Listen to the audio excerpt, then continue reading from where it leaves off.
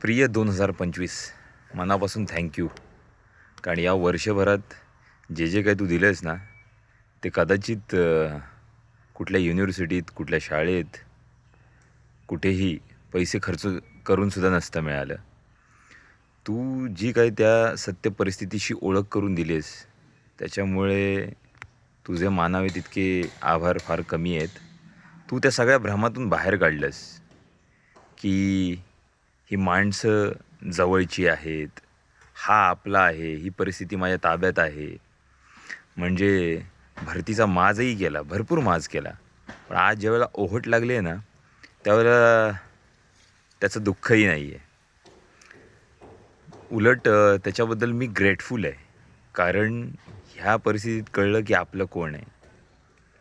जे स्वतःचं आहे, जे माझं आहे, जे माझ्यापासून कोणीच हिरावून घेऊ शकणार नाही, ती गोष्ट आज माझ्याकडे शिल्लक राहिली.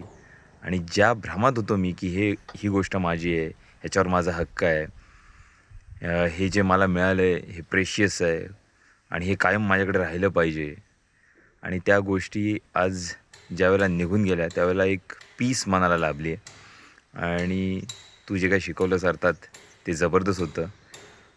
असं आयुष्यात काहीतरी घडावं ज्याच्यामुळे आपण खरे उरावे आणि मग तिथून एक नव्यानं सुरुवात करावी आणि ती वेळ प्रत्येकाच्या आयुष्यात यावी. तर ह्या वर्षासाठी खरंच मी खूप ग्रेटफुल आहे आणि एक जबरदस्त लेसन देऊन चालला आहे हा 2025. आणि हे वर्ष आणि आजचा त्याचा शेवटचा दिवस आहे. So thank you very much.